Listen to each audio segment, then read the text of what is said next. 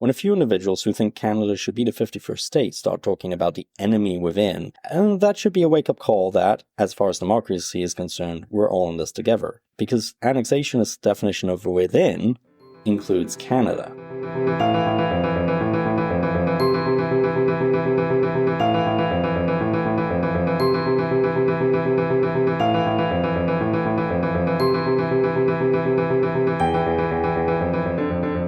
Back in early January 2025, we released 2 podcast episodes in Part 1 and Part 2 on resisting the US annexation of Canada, because we could see the storm on the horizon. It's now October 2025. If you're watching what's happening in the United States right now and you're worried where it will end, that's very understandable. Things are going to get a lot worse before they get better. But beyond the shock, there's work to be done right now to make sure things do one day get better.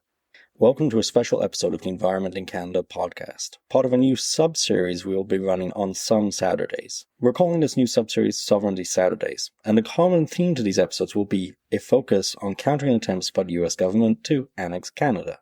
But we'll be looking at these issues with an environmental lens. These episodes are also going to be about a lot more than just that. Because to protect Canada's sovereignty, and with it the communities and environments we know and love, we need to understand why it's under threat. Around the world, democracy is under attack, and far from secondary, environmental and energy issues are core to understanding why that's happening. The erosion of rights and democracy anywhere harms us all, and hurts our ability to address climate change, biodiversity loss, and to make the changes we need to make to have a safe, renewable future.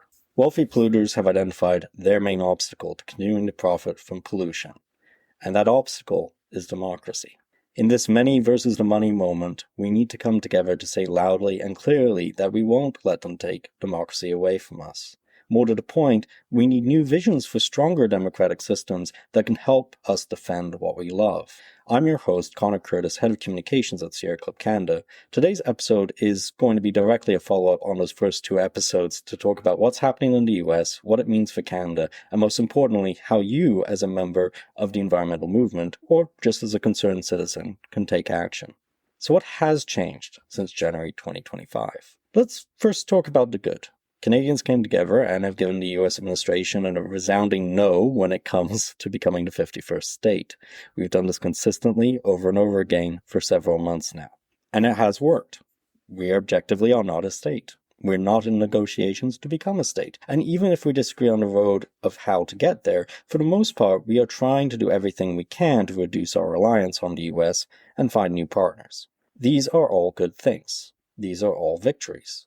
Where we need improvement is in the how to become more independent. In parts 1 and 2 of resisting the US annexation of Canada back in January, which I'll link to below, we discussed how a Canadian renewable energy revolution was one of the best ways we could get off reliance on the US. And that continues to be the case. However, the federal government continues to put far too little emphasis on building up renewable energy in Canada. Our media likewise continues to obsess over the political theater of oil and gas projects, like a new pipeline from Alberta to the West Coast or the Keystone XL pipeline, none of which have any basis in economic reality. Indeed, the pipeline discussion in particular threatens to be the focal point of media coverage for the next few months at least, and the danger of that is in its draining away attention from real renewable energy solutions we could be implementing right now. And it does seem to be the point.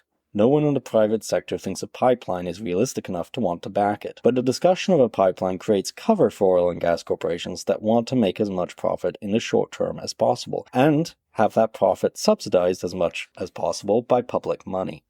There's also something more sinister at play here.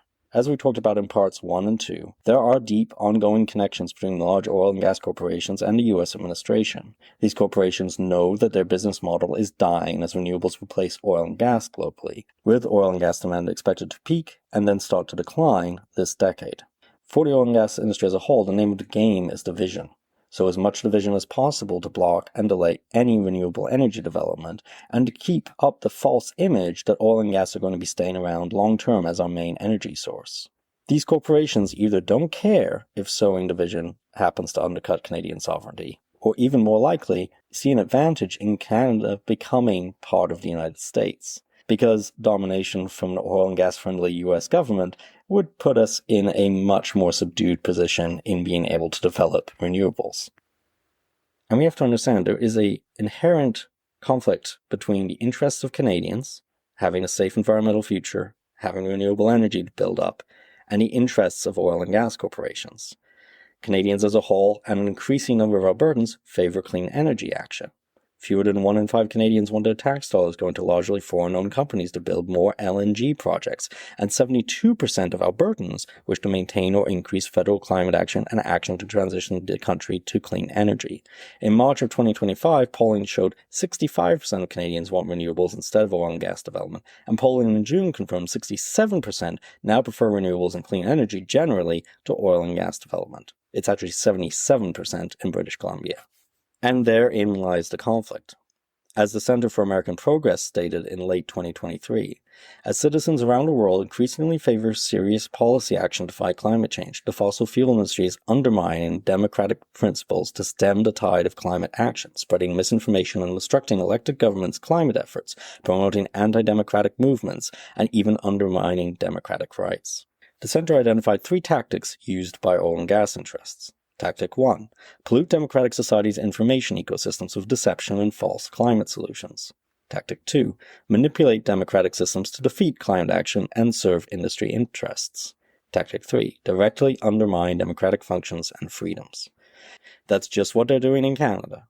And the political theatre around oil pipelines, which in reality have no economic future, is helping oil and gas interests do this. They're also getting direct help from the US administration in sowing that division in Canada. As DeSmog reported recently, officials in the US administration discussed loaning the oil-rich province of Alberta hundreds of millions of dollars to help it become independent from Canada, a prominent separatist is claiming. I met the senior US administrative officials just a couple of steps away from the president himself, recalled Dennis Modry, the former CEO of the Alberta Prosperity Project, a group devoted to pushing Alberta towards self-determination through a provincial referendum. When we walked into the conference room, the first comment was, "We recognize and support Alberta becoming the sovereign nation for the first time," he said. Modry was a member of the Commonwealth of Alberta delegation to Washington that in April traveled to the US Capitol to outline the supposed benefits a sovereign Alberta and its vast energy resources can provide to the United States. But despite the immense power of the US administration, all hope is not lost. Far from it. We can make sure Canada goes renewable, but to do so means engaging our fellow Canadians in the process at the local, provincial, and federal level. It means cutting past the media noise on oil and gas and genuinely connecting with other people both online and offline to work together towards renewable solutions and to work together against disinformation. I'm not going to spend too much time on this particular Saturday on this point, though, because we have covered a lot of the background on the connections between oil and gas interests and annexationism in parts 1 and 2 linked below, and not a lot has changed since. As for what you can do on this note, I recommend our previous episode, How to Talk to Others About Climate Change and Progress Past the Political Theater, which is also linked below. There's also an episode that we recorded on how your community can lead the transformation to renewable energy, both by building out renewables at a local level to fill in the gaps left by government policy at higher levels like the federal government, and in doing so, encourage higher levels like the federal government to do more on renewable energy at the same time. And there's actually a pledge you can sign related to that sends a message to the federal government to say, I'm going to be taking action on renewable energy. What are you going to do? I'll link to that below as well. For today's episode, though, I want to talk about what is actually happening in the US because things there are moving quickly, much quicker than anyone predicted, and no doubt you're watching things on social media and TV that are deeply disturbing. Let me premise this first and foremost by saying I don't believe and do not encourage a declinist way of looking at things.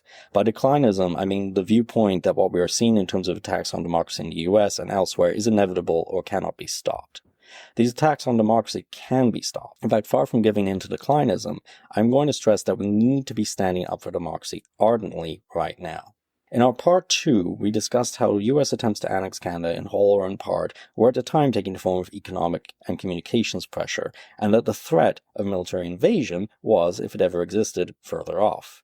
Since then, as I mentioned, things in the US have gotten a lot worse, a lot faster than most people anticipated. The use of military force on American streets is deeply disturbing because most of all, it serves to set a precedent that the military can be used to put down peaceful protest. We don't really know where that precedent ends, and we don't really know how far any of this goes, but the trajectory right now is not good.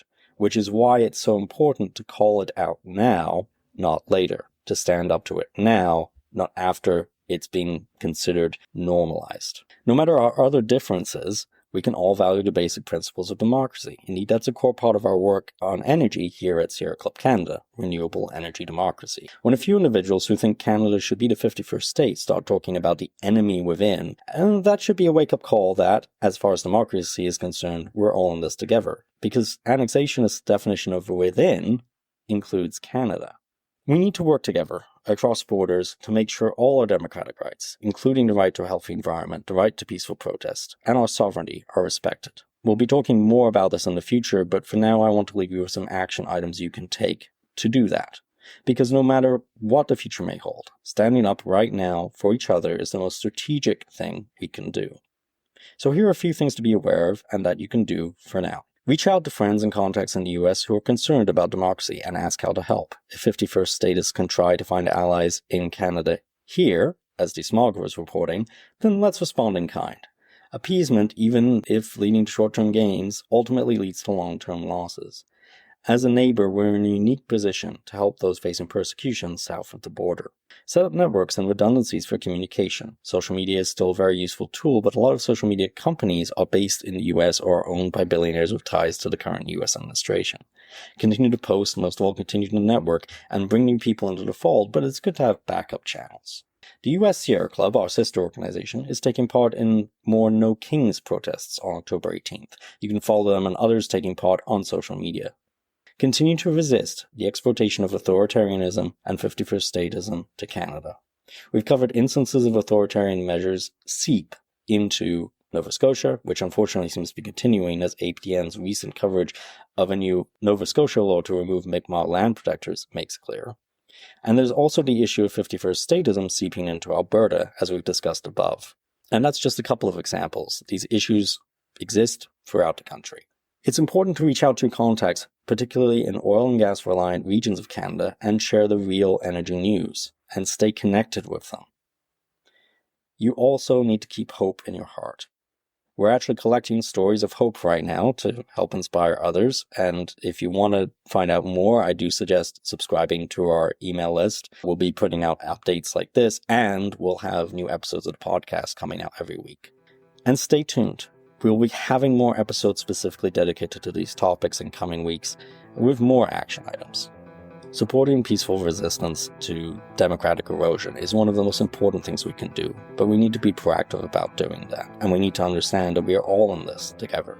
Before we end today, just a reminder that you can take action on environmental issues by visiting sierraclub.ca with tons of petitions, other actions and events, and regular news updates you can sign up for on the homepage. You can also find Sierra Club Canada on social media, and you can listen to the Environment in Canada podcast on the Harbinger Media Network, Spotify, Apple Podcasts, iHeartRadio, and YouTube, or wherever you get your podcasts. This podcast also airs on CKUT Broadcast Radio in Montreal, 90.3 FM, bi-weekly on Tuesdays at 11 a.m. Eastern Time. Don't forget to click follow or subscribe to get the latest episodes from us.